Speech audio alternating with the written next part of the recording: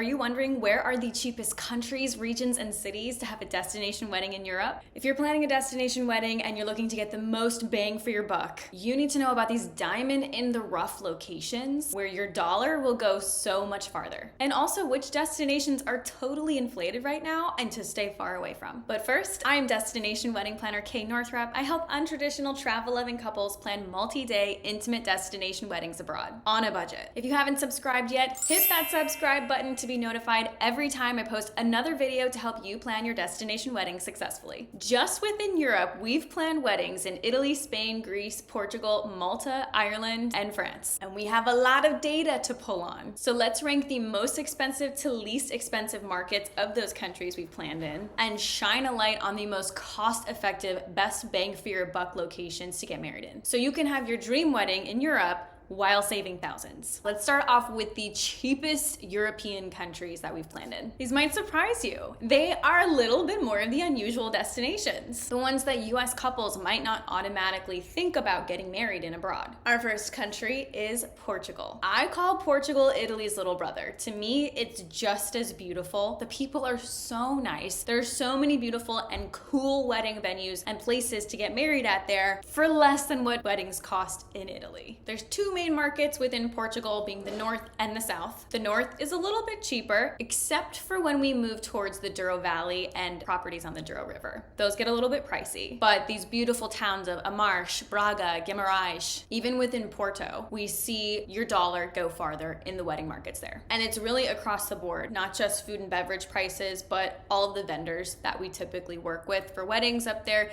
tend to charge prices that are a little bit more reasonable than other more expensive markets. So if you're looking for a really cost-effective location and something that's unique to you and off the beaten path, Portugal could be an awesome option for you. The second country is Spain. This, in my mind, is a very up-and-coming market, at least in the eyes of the US couple. We're seeing more couples become curious about what's in Spain, and there are beautiful, cost-effective properties. And when I say Spain, I am excluding the Balearic Islands. So Mallorca, Ibiza, etc. Those will be a little bit pricier, but mainland Spain, that's where you're gonna start to see some deals. One thing to note about Spain, the inventory that's available tends to be more day rentals, meaning you're going to stay somewhere else in a hotel or Airbnb, and your wedding event will be happening at an actual event venue that you're renting for the day. There are absolutely exceptions to this rule, but that is the majority of the inventory that we see. But there are stunningly gorgeous day rentals for less than $10,000. You compare that to what you would spend on some of the most stunning properties for a one-day rental in the United States, it's well below. So Spain could be a great option for you, again, if you're looking for something that, in my opinion, is a really up-and-coming location for Americans to get married in. The third country is Ireland. Unlike the first two countries, Ireland is a cheaper market, not necessarily because things cost less, though the food prices do tend to be on par with Portugal and Spain, but they allow you to build more affordable packages and only pay for what you need, which is a bit unique from the other countries within Europe. In other words, it's cheap if you take advantage of the way that the Irish do things. For example, take photographers. In a lot of cases with photographers in other parts of Europe, you're gonna see an 8 hours minimum. Right now, we're seeing a lot of those prices start around $5,000. In the past, working with Ireland, we've been able to whittle that down to just the hours that we need to save some money and paid only $2,000. The bar is another great example of how Ireland is able to be a cheaper wedding market. Culturally, in Ireland, a cash bar is the default. Frankly, the Irish people I've talked to think it's super weird that Americans default to an open bar. So if we start with the base of a cash bar, we can really build up and offer only the alcohols that we want to cover for your guests. Lower shelf liquors, take out the expensive cocktails, so you're able to keep a tighter hold on your bar costs rather than automatically having to opt into a full bar package, which can be really costly. Couple of quick caveats about Ireland. If you are getting married in Northern Ireland, that is actually a part of the UK, and that's where we see not the euro, but the pound for the currency. Typically, the US to pound exchange rate is less favorable than the US to euro exchange rate, which means that the value for a dollar is not going to go as far if you're getting married in Northern Ireland.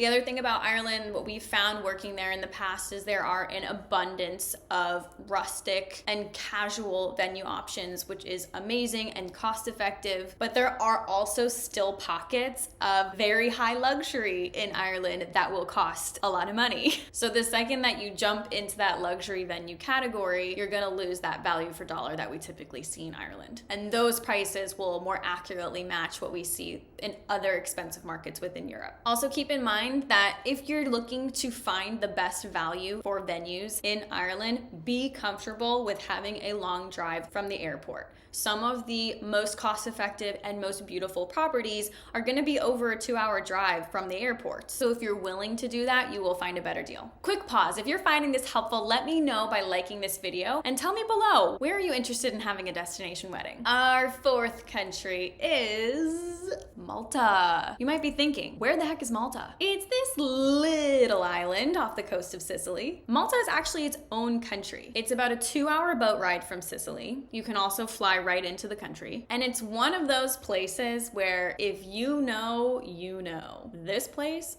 is cheap. This is probably the cheapest wedding market that we have ever worked in all over the world. At every turn, every time we were getting quotes, I was like, it can't possibly be this cheap. I'm not kidding. Every vendor, the menu, and on top of that, it's a beautifully, historically rich melting pot of cultures and architecture and cuisine. And everyone there is so nice, so lovely to work with, so welcoming. Couple caveats, obviously it's a little harder to get to. There's not gonna be a direct flight. You'll have to at least have 1 or 2 layovers to get there. Of course, they fly into Sicily, make a week of it, and then you can all take a boat over to Malta if you want. So a little bit of an extra hike, no more than if you were going to one of the Greek islands. And the other caveat is that it is a fairly small island, so it does get pretty crowded in busy season. Just something to keep in mind. Now, it wouldn't be a video by me if I did not mention Italy. Italy is not on this list of cheapest countries just because everyone wants to get married in Italy and they've caught on to that. But there are certainly regions and cities within Italy that are less expensive and a higher value for dollar. So let's break down those. The first 2 regions within Italy that we see better pricing compared to others would be the Italian Riviera and Puglia. Now I will say off the bat, there are certainly going to be big luxury properties that will totally blow your budget out of the water, but there are also smaller properties and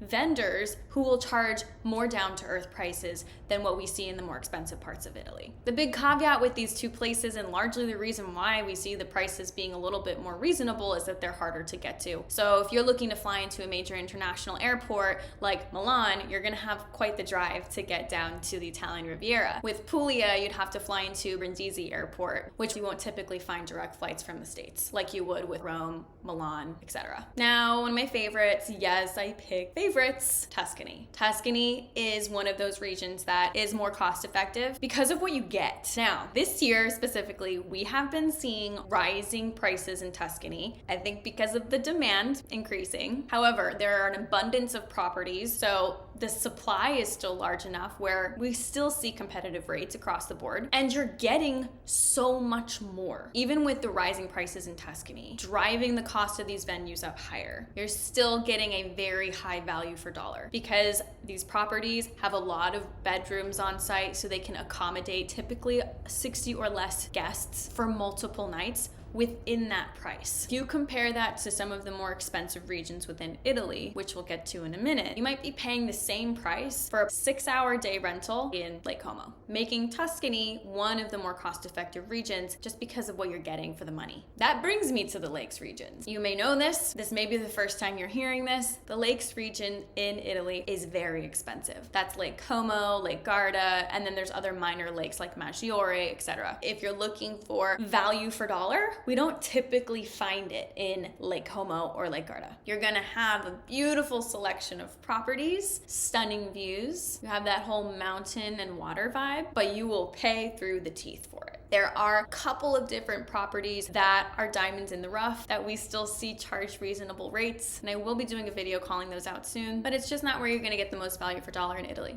On top of that, a lot of the venues there have exclusive partnerships with vendors like florists, AV, lighting, catering companies, etc. And those vendors are not the cheapest either. So if you save money in the venue, you might still end up spending a little bit more down the line in your vendors, especially if your venue makes you use them. The last region within Italy I do want to touch on is the Amalfi Coast. Though it's not as expensive as the Lakes region, it still tends to be a bit of a pricey area, but beautiful properties and certainly some more opportunities to find those diamond in the rough venues. So if I were to rank the regions of Italy by most expensive to least expensive, Lake Como, and then the other lakes regions, the Amalfi Coast, and then Tuscany, the Riviera, and Puglia are all kind of together at the bottom. That is just based on all the data that we have planning weddings in these regions within Italy. So how much will you actually save by getting married in one of these destinations that I've mentioned today? Let's look at the data. I pulled food and beverage numbers for what we've spent for weddings in Italy, Malta, Ireland, and Portugal, and averaged them together. On average, like I said, Italy, not the most cost-effective country, so let's start there. Typically with all the bells and whistles, a full wedding menu, a full bar, all the taxes, all the fees, and the exchange rate from the euro to US dollar, we've spent most commonly around $400 per person in Italy for the wedding dinner. You can compare that to Ireland, where we've spent $300 per person, Portugal, where we spent $225 per person, and Malta, where we spent $150 per person.